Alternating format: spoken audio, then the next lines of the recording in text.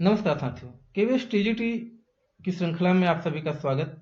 मैं वीरेंद्र एक बार फिर से आप सब लोगों के लिए लेकर आया हूं कन्यादान, ये कविता।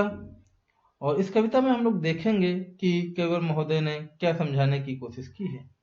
कवि ऋतुराज जी ने इस कविता में क्या चीजें ऐसी बताई हैं जो महत्वपूर्ण हैं और ये पेपर की दृष्टि से भी महत्वपूर्ण है।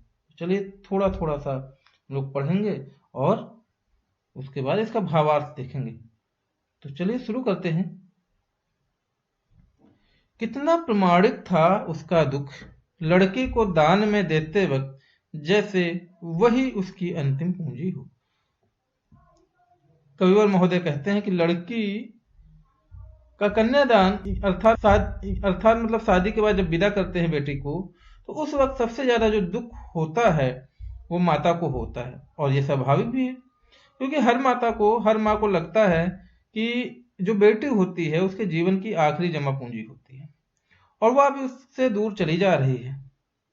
बड़े लाड प्यार दुलार से जो भी होता है वो अपनी बेटी को पाल पोस कर बड़ा करता है, और जब समय होता है कि साथ में बेटी रहेगी, उस समय वो जो है बेटी को विदा कर देती है और साथ ही अपने जीवन का दुख सुख बांटती थी। वह तो जीवन परंतु अब उससे वह दूर चली जा रही है। आगे देखते हैं।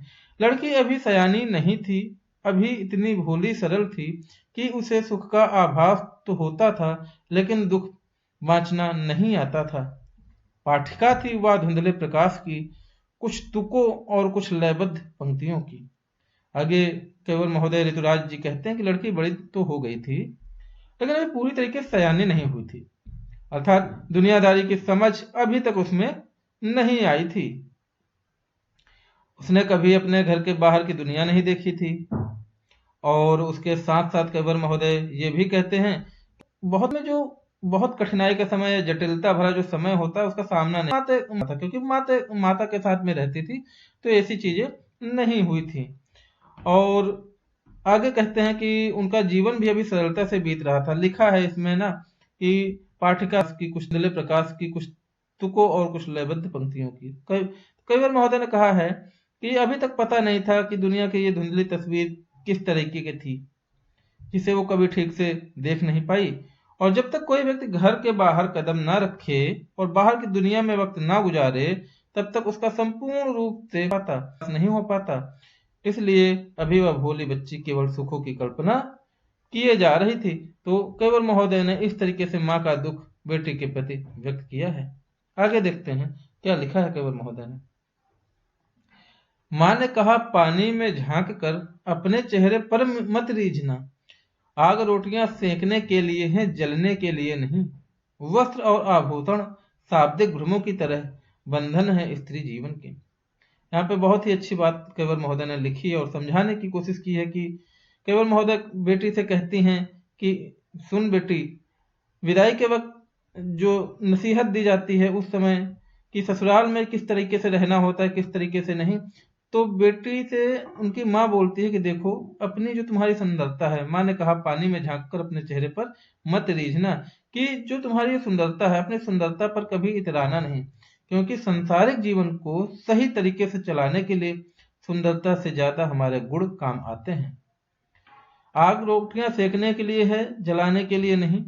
आगे केवल महोदय कहते हैं कि जो है माँ अपनी बेटी को विदा करते हुए कह रही है कि बेटी, रोटियां पकाने के लिए आग की जरूरत होती है, ना कि जलने के लिए। अर्थात केवल महोदय ये कहते हैं कि बेटी, जो भी जिम्मेदारियां हैं वो अवश्य निभाना, परंतु किसी अत्याचार को मत समझना, मत सहना। उसके बाद वस्त्र और आभूषण शाब्दिक भ्रमों की तरह बंधन है स्त्री के जीवन।